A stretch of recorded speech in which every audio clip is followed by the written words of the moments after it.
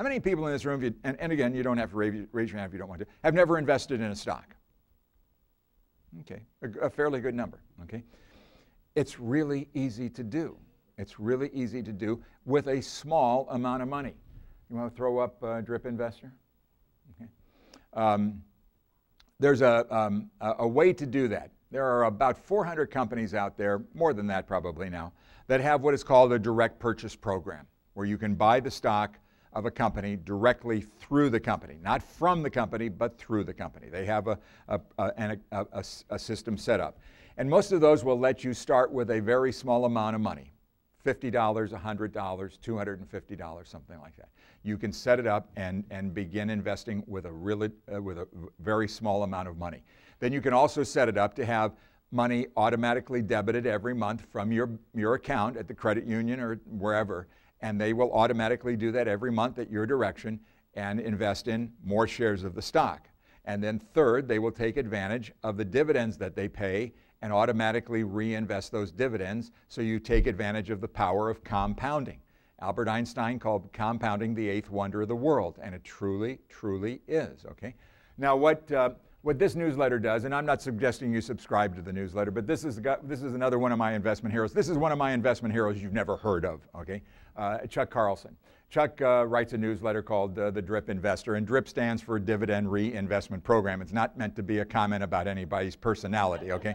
It's simply for dividend reinvestment programs. He also, see up right in the top corner where it says Wall Street Journal, and says, your free list of no-load stocks. That's what he calls these direct purchase programs, no-load stocks. Go to that website, dripinvestor.com, and you can click on that and get a list of the about some 400 stocks that have direct purchase programs. If you don't want to do that, any company you would have been thinking about investing in, go to their website, go to their investor relations, and they'll have information on there about how you can use a direct purchase program. So it's a really simple program. I have to tell you that every stock I own, I buy using a direct purchase program.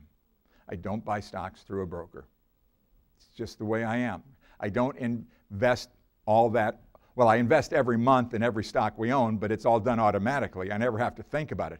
I never let emotions get involved with my decisions about the stocks that I own, because I don't care. I don't care, because I'm not planning on selling any of them. So I let them, they all are on automatic pilot, never to be violated. And I'll leave that decision up to my children. I'm trying to work on a plan where I can skip my children and just have everything go directly to my grandchildren. That's what we're working on now. That's the next. Yeah, that's the next part of the estate plan, because our kids have pretty much sucked us dry for all they're going to get out of us, and so now we have the honor of investing for 3 wonderful, beautiful grandchildren and another one on the way. So it's pretty neat. By the way, you know why grandparents and grandchildren get along so well? They have a common enemy.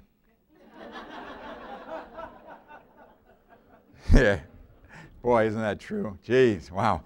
So it's great. I mean, the decision to sell these stocks will never be anything I have to deal with. And we basically have about 6 stocks that we own directly and several mutual funds that we own. Why do I have mutual funds? I want to explain this real quick. And again, I'm just giving you, and by the way, I'm not going to tell you what the 6 stocks are, so don't even think about it. So, okay. I will invest in a mutual fund when I can't find a stock to invest in a particular category. For instance, if somebody said to me, you have to buy one healthcare stock, what in the world would I buy? You're going to buy an insurance company, you're going to buy a hospital company, you're going to buy a pharmaceutical company, you're going to buy a research company. What are you going to do? I don't know. I would not know which one stock to own. So I'm going to buy them all and use a mutual fund, an index of healthcare stocks. Okay? Every family of mutual funds has an index of healthcare stocks. If somebody said to me, Chamberlain, you got to buy one technology stock, I have no idea. Would it be Qualcomm? Would it be Microsoft? Would it be Apple? Would it be Google? I don't know. So I'm going to own them all. I'm going to buy an exchange-traded mutual fund or a regular mutual fund that has an index of technology stocks, and I'll own them all. So that's when a mutual fund can play a good role. But again, notice I said index for each of those sectors. That's the way you want to approach investing.